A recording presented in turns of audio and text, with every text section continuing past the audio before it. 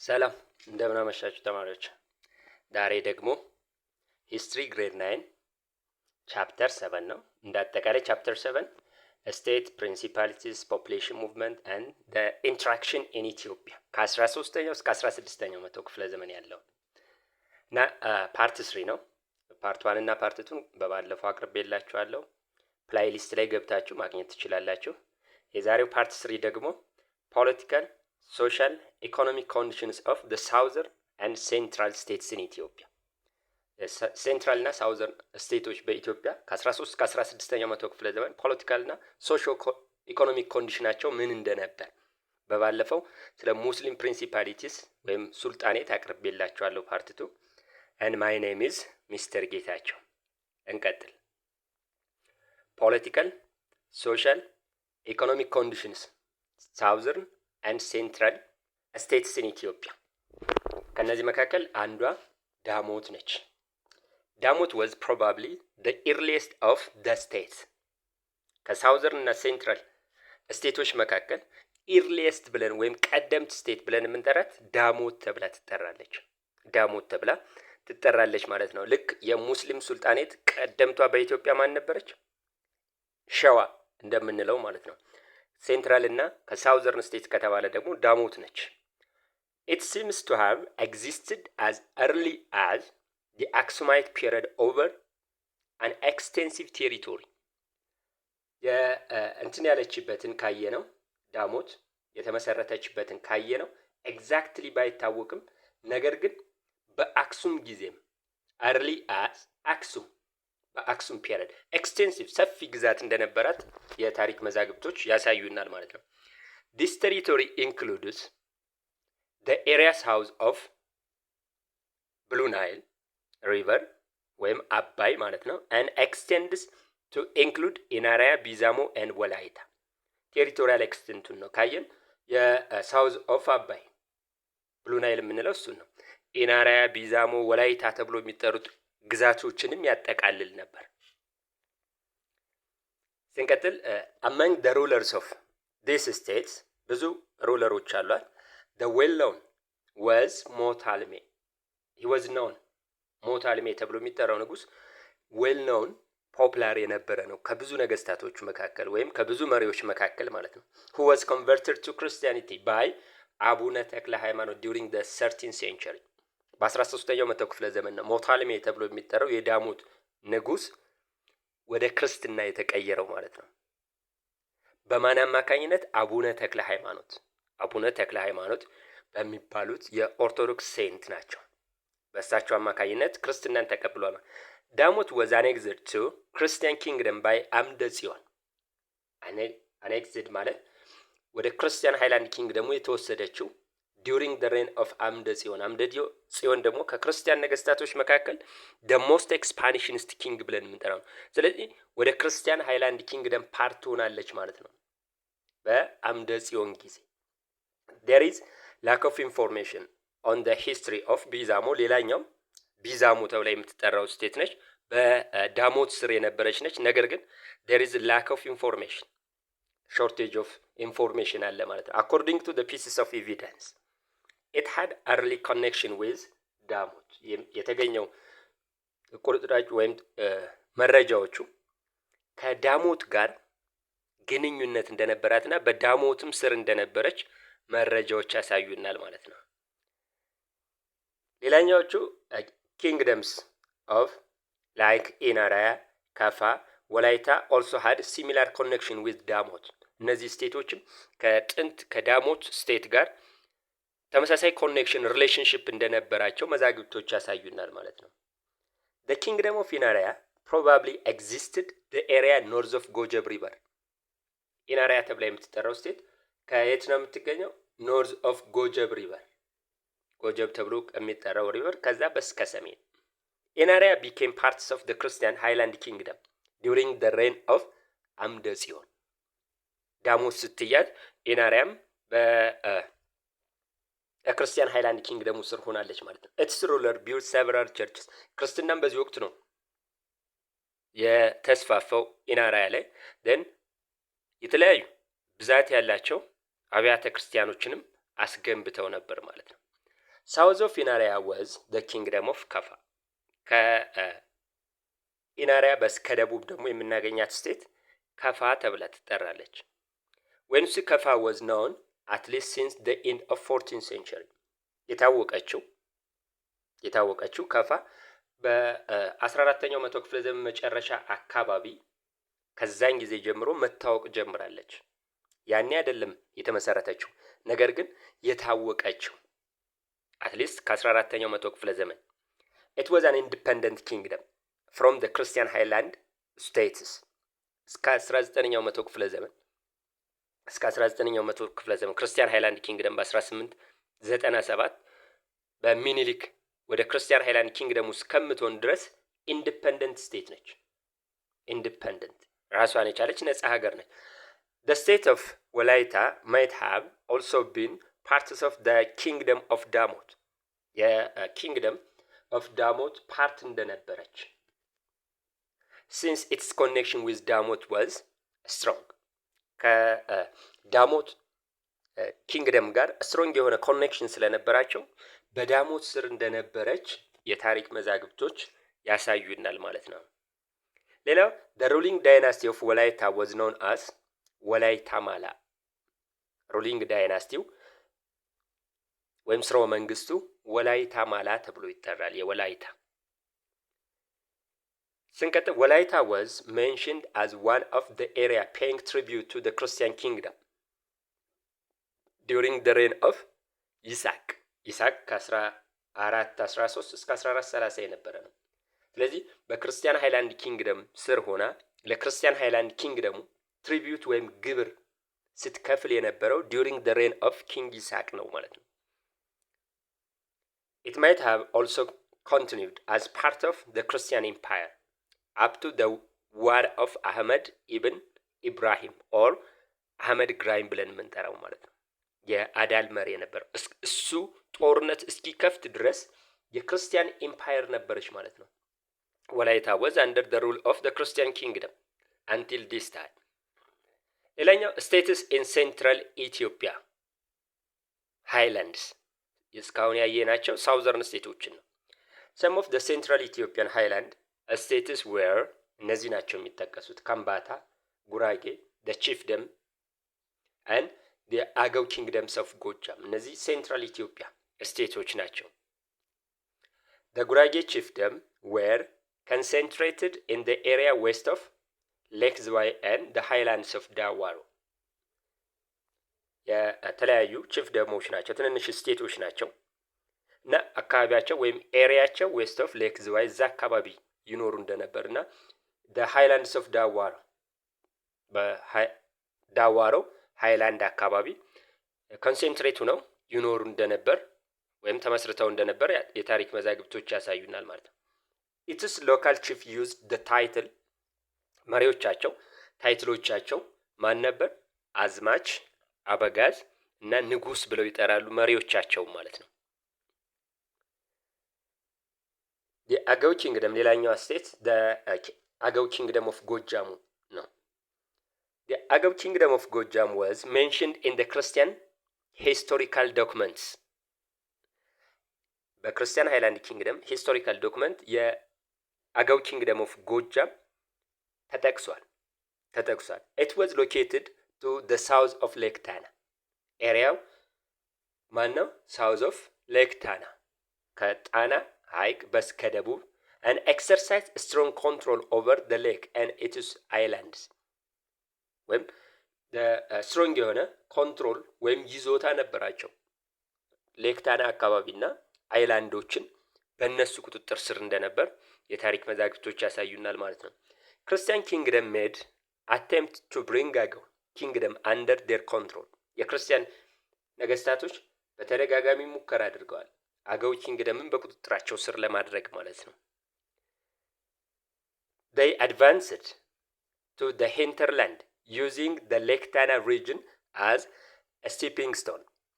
ወደ አገው ኪንግደም ኦፍ ጎጃም ለመግባት ክርስቲያን ሃይላንድ ኪንግደሙ they used as a stepping stone እንደ መነሻ ወይም ስፕሪንግ ቦርድ ይጠቀሙትን በሌክ ታና ወይም ጣና ሐይቅን በመጠቀም ነበር ወደ ሂንተርላንድ ሰፍ ወይም ወደ መሃል አገው ጎጃም ለመግባት ሲጠቀሙ የነበሩት ክርስቲያን ሃይላንድ ኪንግደሞች ማለት ነው።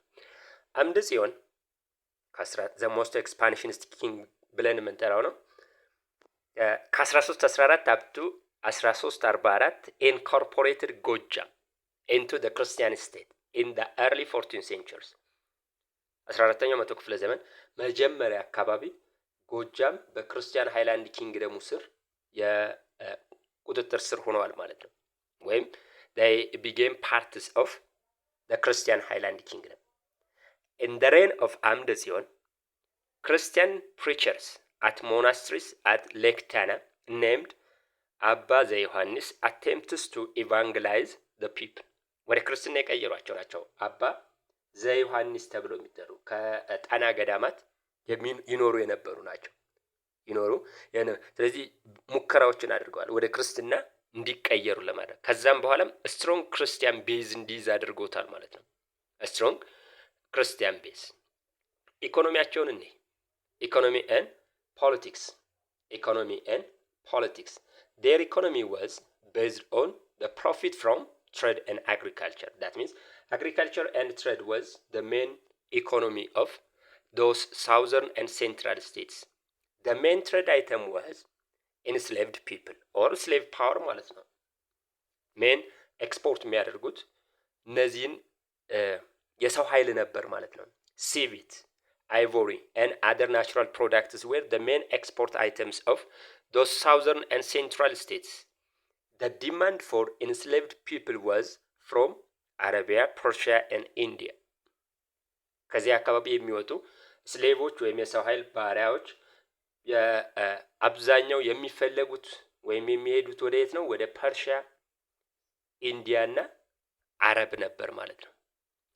Slaves as captives of war were obtained from the south and central regions and the highland Christian territory.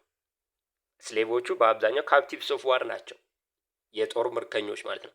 እና አብዛኛው የሚገኙት ከየት ነበር?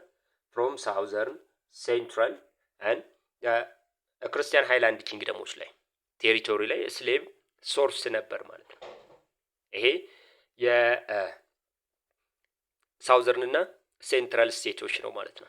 ሌላኛው ሌስ ሴንትራላይዝድ ኮሚኒቲስ ማለት ልክ ስትሮንግ የሆነ ስቴት ያልመሰረቱ ሌሎች የኢትዮጵያ ማህበረሰቦችም ነበሩ። less centralized communities inhabited the narrow lowland strip in the west along the Ethio-Sudan's border. lessly centralized ወይም በመጠኑም ቢሆን ወደ ስቴትነት የተመሰረቱ ልክ እንደነ ዳሞት ካፋ ምናምን ግን ስትሮንግ የሆነ አድሚኒስትሬቲቭ ሲስተም ያልነበራቸው እና የት አካባቢ ነበር? along the narrow lowland strip ወይም በኢትዮ ሱዳን ቦርደር በኢትዮ ሱዳን ድንበር አካባቢ ይኖሩ ነበር ማለት ነው። they are mainly speakers of ቋንቋቸው የሚመደበው ደግሞ ከናይሎ ሳሃራ በአብዛኛው በቤኒሻንጉል እና ጋምቤላ አካባቢ የሚገኙ ናቸው። they possess their local administration ሎካል የሆነ የራሳቸው የሆነ አድሚኒስትሬቲቭ ሲስተም የፖለቲካል አድሚኒስትሬሽን ወይም የአስተዳደር ሲስተም ነበራቸው ማለት ነው። they were led by their chiefs and local elderly councils የሚመሩት የራሱ የሆነ ቺፎች አሏቸው። ሎካል ኤልደርሊ ወይም በአካባቢው በእድሜ ትልቅ በሆኑ ሰዎች ይመሩ እንደነበር የታሪክ መዛግብቶች ያሳዩናል ማለት ነው። they were the primary agents of frontier trade and cultural relation between Ethiopian interior and its neighbor. ንግዱን የሚያንቀሳቅሱት ወይም የንግድ እንቅስቃሴውን ኤጀንት ነው የሚያንቀሳቅሱ የነበር በኢትዮጵያ ድንበር ላይ። ከዛ በተጨማሪ ካልቸራል ሪሌሽን እንዲኖር በኢትዮጵያና በጎረቤት ሀገሮች ሜን ኤጀንቶች ነበሩ ማለት ነው። ሌላው ስለ ፒፕልስ ኤንድ ስቴትስ ኦፍ ዘ ሳውዘርን ካየን 16ኛው መቶ ክፍለ ዘመን ደግሞ ሌላ መገለጫው አንደኛው ዘ 16th ሴንቸሪ በኢትዮጵያ ታሪክ ዋር ነው፣ ጦርነት ነው። በተለይ የክርስቲያንና የአዳሎች ጦርነት ሁለተኛው ኢትዮጵያ ደግሞ 16ኛው መቶ ክፍለ ዘመን ታሪኳ ትልቅ ኢቨንቱ ዘ ፖፑሌሽን ሙቭመንት ነው። የህዝብ እንቅስቃሴ ከአንድ ቦታ ወደ ሌላኛው የመስፋፋት። ስለዚህ ከነዚህ የፖፑሌሽን ሙቭመንቶች መካከል ዛሬ ሜጀሩ የኦሮሞ ፖፕሌሽን ሙቭመንት ነው። እሱም በሚቀጥለው እናያለን። ዛሬ ደግሞ የአፋር አርጎባና የሶማሌ ፖፕሌሽን ሙቭመንትን እናያለን ማለት ነው። In the 16th century, history of the Horn of Africa, it was dominated by war and population movement. 16ኛው መቶ ክፍለ ዘመን ሆርን ኦፍ አፍሪካ እና ኢትዮጵያን ሪጅን የሚታወቀው አንደኛው ጦርነት ነው። ጦርነት ያልኳችሁ የአዳልና የክርስቲያኖች ነው። ሌላኛው ፖፕሌሽን ሙቭመንት ነው። They have played important role in shaping the history of Ethiopia and the whole. ይሄ ጦርነቱም ሆነ የፖፕሌሽን ሙቭመንቱ ሚናቸው ምንድን ነበር? ያሁን የኢትዮጵያን ሂስትሪ ሼፕ ለማድረግ እና ሆርን ኦፍ አፍሪካንም ሼፕ ፖለቲካሊም ጂኦግራፊካልም ሼፕ ለማድረግ ትልቅ አስተዋጽኦ ነበራቸው ማለት ነው። The Argoba, Afar and Somali population movements occurred as a result of conflict between the Christian kingdom and the sultanates of Adal in the late 15th and 16th century. የእነዚህ ሶስት ማህበረሰቦች የአርጎባ፣ አፋር እና ሶማሊ ፖፕሌሽን ሙቭመንት occurred it was as a result of the conflict between ኮዝ ለፖፕሌሽን ሙቭመንቱ ኮዝ ለእነዚህ ለሶስት ማህበረሰቦች በሙስሊም ሱልጣኔቶችና በክርስቲያን ሃይላንድ ኪንግደም አዳል መካከል የነበረው ጦርነት ነው በ15ኛው መቶ ክፍለ ዘመን እና በ16ኛው መቶ ክፍለ ዘመን። ነገር ግን the largest population movement and expansion during this was that of the Oromo population movement.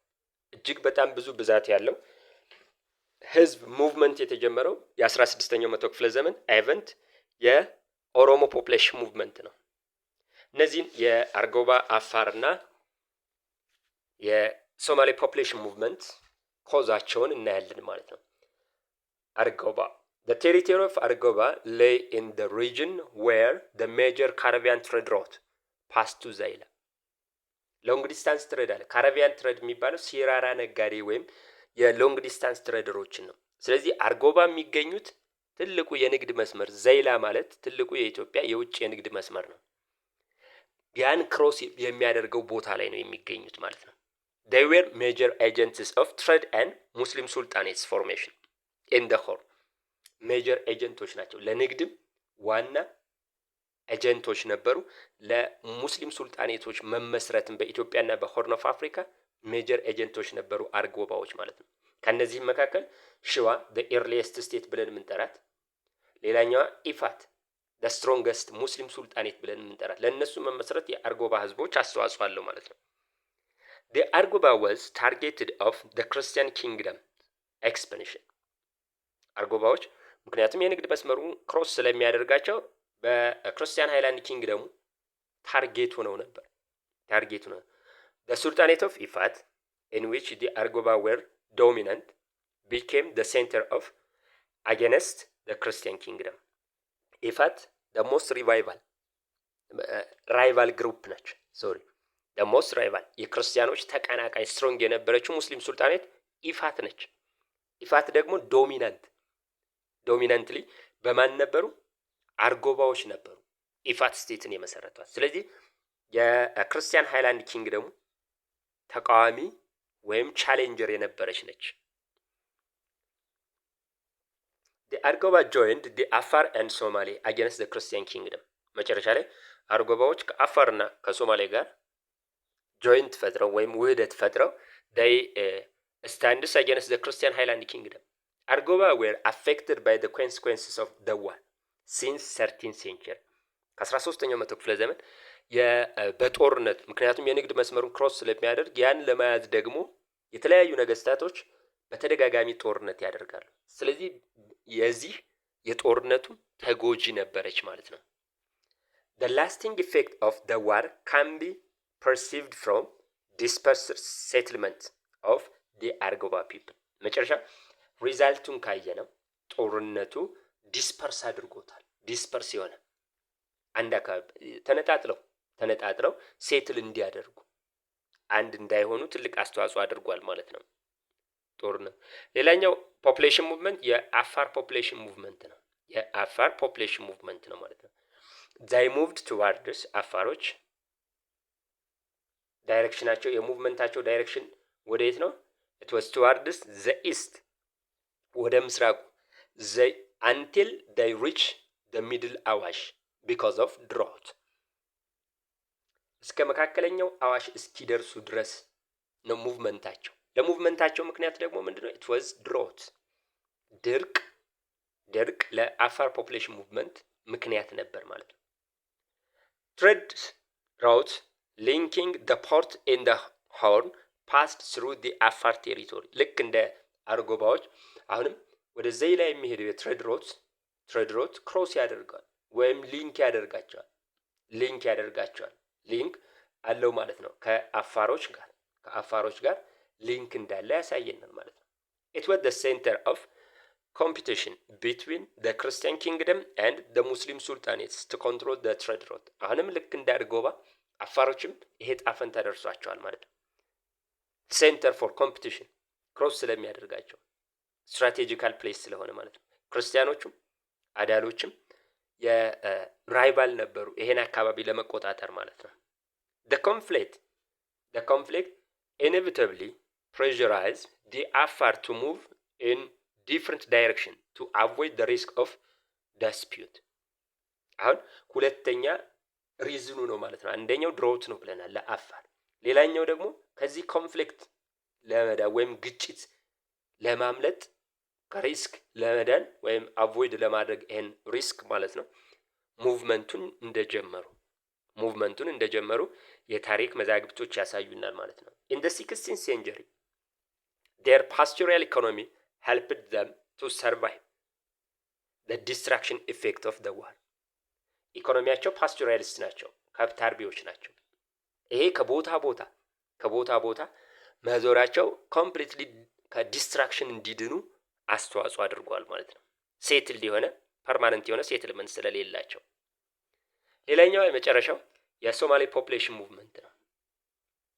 when see the Somali population movement their land was located in the area that was crossed by important trade route during medieval period አሁንም ሶስቱም አንድ የሚያደርጋቸው የዘይላ ትሬድ ሮት ክሮስ